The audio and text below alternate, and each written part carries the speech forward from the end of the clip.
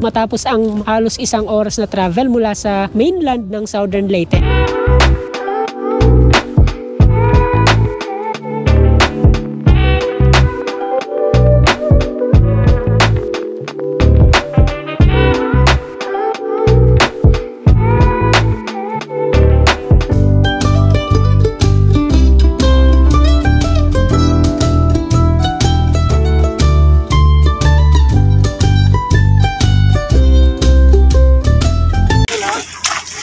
Okay. Okay. Welcome in Limasawa. Dora ta ato ta picture dito. Tara. Yes, salamat.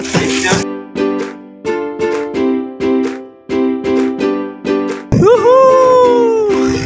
Welcome Limasawa. Yuhuu! Welcome Limasawa. Di ara. Welcome Limasawa.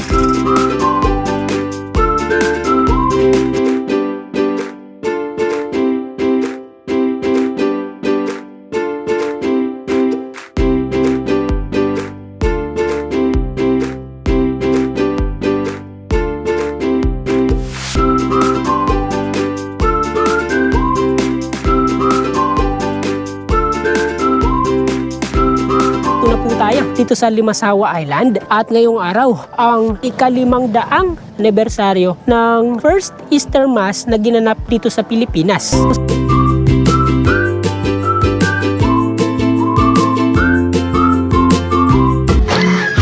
Mabalik naman tayo sa kasaysayan. Hapon ng March 31, 1521, nang ipag-utos ni Ferdinand Magellan ang pagtatayo sa Higanteng Cross na gawa sa kahoy. Sa ibabaw ng pinakamataas na bahagi ng bundok, mayroon ang isla. Matatanaw mula dito ang napakalawak na dagat na nakapalibot sa isla.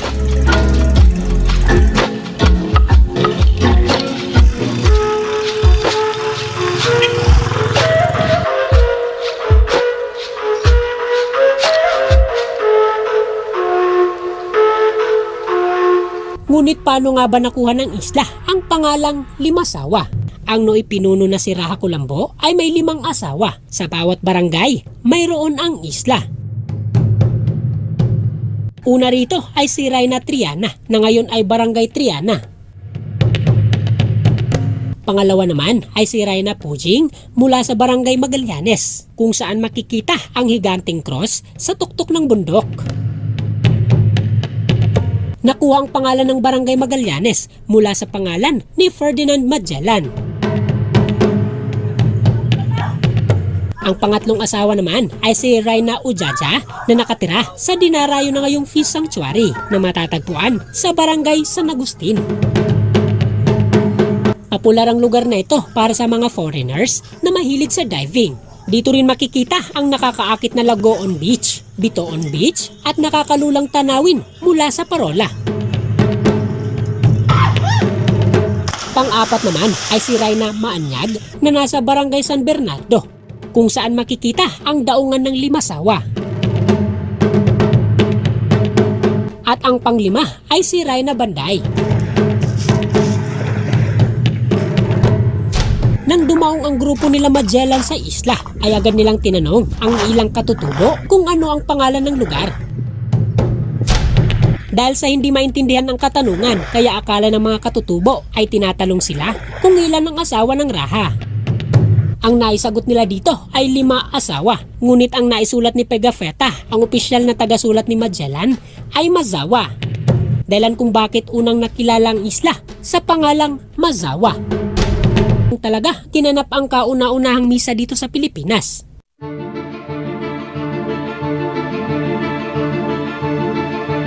May mga nagsasabi na sa Butuan ng Mindanao at hindi sa isla ng Limasawa sa Visayas naganap ang kauna-unahang misa.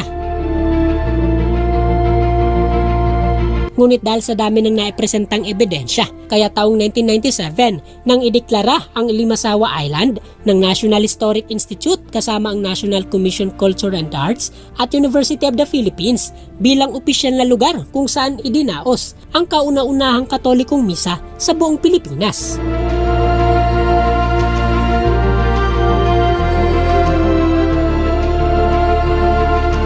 Dating sakop ng munisipalidad ng Padre Burgos sa Southern Leyte, ang isla ng Limasawa. At taong 1989, sa kahilingan ng mga residente na nakatira sa isla, opisyal na rin itong humiwalay sa Padre Burgos at naging ganap na munisipyo.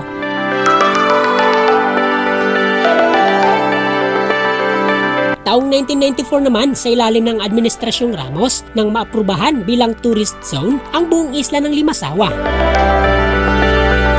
Sa ngayon ay samut-saring development na rin ang nagagawa dito. Nariyan ang mga bagong kalsada paikot sa isla. Bagong daungan para sa mga naglalakihang barko. Solar farm para sa kuryenteng kailangan ng isla. Karagdagang pampublikong barko na bumibiyahe papunta rito. Pagtatayo ng samut-saring beach resorts. Diving areas at iba pang mga tourist attractions.